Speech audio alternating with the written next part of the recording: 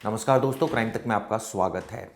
DGP Ramchandra Roy, उनको suspend कर दिया गया है और जांच शुरू होगी, लेकिन अब कई खुलासे हो रहे हैं। सारे खुलासे मैं आपको एक एक करके बताता हूं। क्या एक से ज्यादा महिलाएं इसमें शामिल है? आपको वीडियो देखी होगी आपने। क्या इस वीडियो में एक से ज्यादा महिला या एक महिला है जो अलग अलग समय पर अलग अलग ड्रेसेस पहनकर आई हैं उनके पास? इस तरह की जांच शुरू हो गई है।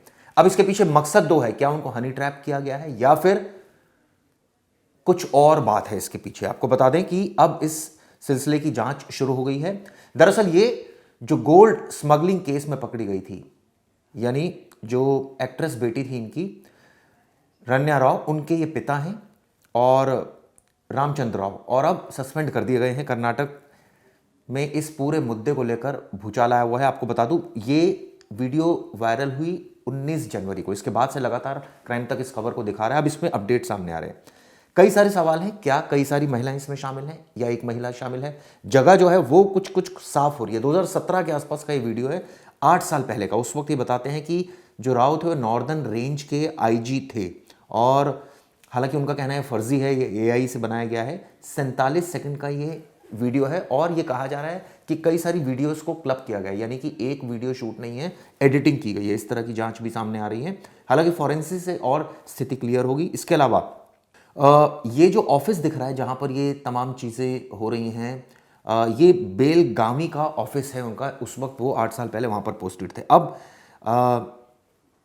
इस तरह की बातें सामने आ रही हैं। सूत्रों का कहना है कि उनके खिलाफ कई महिलाओं ने पहले भी प्रताड़ना झेली है, उनके खिलाफ शिकायत भी की थी। इस बीच उन पर आरोप लगे थे जो गोल्ड स्मगलिंग केस में जो उनकी बेटी है यानी कि रन्या राव, उनको बचाने का भी आरोप लगा था। कर्नाटक पुलिस दो पहलुओं से जांच कर रही है। पहला, किसी ने निजी फायदे के लिए रामचंद्र राव को हनी ट्रैप में फंसाने की कोशिश तो नहीं की?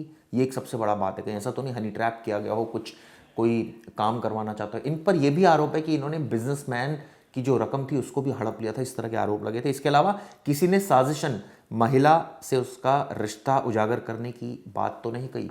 इस तरह की तो कोई बात नहीं है कि ये जेन्युइन हो और किसी ने और सेंस में कोई धमका रहा हो, किसी कोई वीडियो मिल गई। ये वीडियो कैसे शूट हो गई, ये भी अपने आप में कई सवाल खड़े करते हैं, क्योंकि डीजीपी रैंक का अफसर है। इस तरह की वीडियो इतना तो समझदार होंगे कि इस तरह की वीडियोस शूट करवा रहे हैं अगर वो, या उनको पता नहीं था। ये तमाम ऐसी चीज़ें जो इन्वेस्टिगेशन के दायरे में। कई सारी महिलाएं हैं या एक है, इसकी भी मैंने आपको बताया। इस बीच डीजीपी की सफाई भी सामने आई है। उनका क्या कहना है? उनका कहना है ये एआई के जरिए बनाई गई है। मैं भी यही सोच रहा हूँ कि कैसे और कब हुआ और किसने किया। इस ज़माने में कुछ भी हो सकता है, उनका कहना है। ये वीडियो झूठा है, मैं खुद इसे देखकर हैरान हूँ। ये कब बनाया गया इसकी मुझे कोई जानकारी नहीं है। गृहमंत्री का भी वहाँ का बयान है। आपको बता दूँ, 1968 के नियम 3 का उल्लंघन है ये। भारतीय सेवा code of conduct, Akhil Bharatiya जो ऑल इंडिया रूल्स है, उसका उल्लंघन है। इसी बेसिस पर उनको सस्पेंड किया गया है और अब जांच जो है वो शुरू होगी, जो अपने आप में कई सवाल खड़े करती है। थावरचंद गहलोत हैं कर्नाटक के राज्यपाल, उनका भी उन्होंने ये आदेश जारी किया और ये उन्होंने अपने आदेश में कहा है कि अभद्र व्यवहार किया है। एक सरकारी कर्मचारी के लिए ये करना अशोभनीय है और इससे सरकार को शर्मिंदगी उठानी पड़ी है। इस तरह की बात उन्होंने अपने ऑर्डर में लिखी है। 59 ईयर्स के, यानी 1 साल रिटायरमेंट का रह गया है और कर्नाटक कैडर के हैं। एजुकेशन इनकी एमएससी पीएचडी है और 1993 में सेलेक्ट हुए थे। 4 सितंबर को इन्होंने कर्नाटक कैडर में इनकी नियुक्ति हुई थी। 2023 में अब कर्नाटक के डीजीपी बनाए गए थे, यानी कि अभी हाल ही में बनाए गए थे। इनकी बेटी है रान्या। इनका गोल्ड स्मगलिंग केस में नाम आया था 3 मार्च 2024 को। 25 को रान्या को करीब 15 किलो गोल्ड के साथ पकड़ा था और ये कहा जा रहा था कि सिक्योरिटी चेक से बचाने का आरोप लगा था डीजीपी पर। छुट्टी पर भेज दिया था रामचंद्र राव को सरकार ने इस प्रकरण के बाद। और उसके बाद 2014 का एक मामला सामने आ रहा है जिसमें मैसूर से कालीकट जाने वाली बस में सवार केरल के 4 कारोबारियों से, ध्यान से सुनिएगा, 4 कारोबारियों से पैसा जब्त किया गया था और ये रकम हड़पने का आरोप लगा था। उस वक्त ये बताते हैं कि जो राव थे वो साउथ रेंज के आईजी थे। 20 लाख रुपए जब्त किया गया था। व्यापारियों ने आरोप लगाया गया था कि जो जब्त की गई रकम थी वो करीब 2 करोड़ थी, लेकिन पुलिस ने 20 लाख दिखाया था। इस तरह की तमाम आरोप लगे थे। अब इसको लेकर अब तमाम सवाल ऑब्वियसली खड़े हो गए हैं। क्या इसमें सच्चाई है ये तो वक्त ही बताएगा, लेकिन एक पूर्व कमिश्नर का भी बयान आया है। उन्होंने कहा है कि राव ने कर्नाटक पुलिस को कलंकित किया है, ये डिपार्टमेंट के लिए शर्मनाक है और सख्त कार्रवाई नहीं की है राज्य सरकार ने, उनका ये कहना है। और अब इसको देखते हैं कि क्या इस पे पूरा आगे प्रकरण किस तरह का आगे सामने आएगा। कांस्टेबल, जब रान्या राव को पकड़ा गया था गोल्ड स्मगलिंग केस में, तो उस वक्त भी कांस्टेबल ने कबूल किया था कि रामचंद्र के कहने पर जो लड़की थी उनकी रान्या, उसको प्रोटोकॉल दिया जा रहा था, सिक्योरिटी चेक से बचाया जा रहा था। आप सोचिए किस तरह से ये शख्स, ये आईपीएस अफसर अपने पद का दुरुपयोग कर रहा था, अपनी बेटी की किस तरह से गोल्ड स्मगलिंग केस में मदद कर। इनकी एसेट की जांच होनी चाहिए, आसपास इनके कितनी बेनामी संपत्तियां हैं, कौन इनके लाइजनर्स हैं, तमाम जानकारियां निकाली जानी चाहिए। चलिए इस मामले में क्या कहना है गृह मंत्री का, ये सुनते हैं।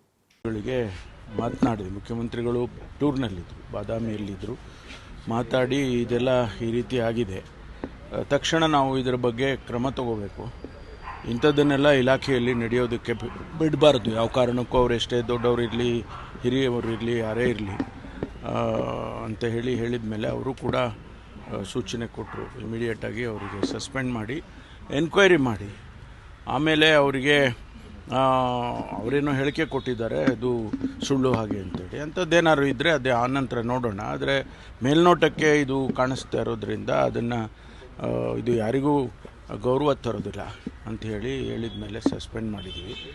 ಮುಂದೆ ಎನ್ಕ್ವೈರಿ ಆಗುತ್ತೆ, ಎನ್ಕ್ವೈರಿ ಆದಮೇಲೆ ಅದರ ಬೇರೆ ಬೇರೆ ಆಯಾಮಗಳೇನಿದೆ ಅದನ್ನೆಲ್ಲ ತಿಳ್ಕೊಂಡು ಆನಂತರ ಮುಂದಿನ ಕ್ರಮ ತಗೊಳ್ತೀವಿ.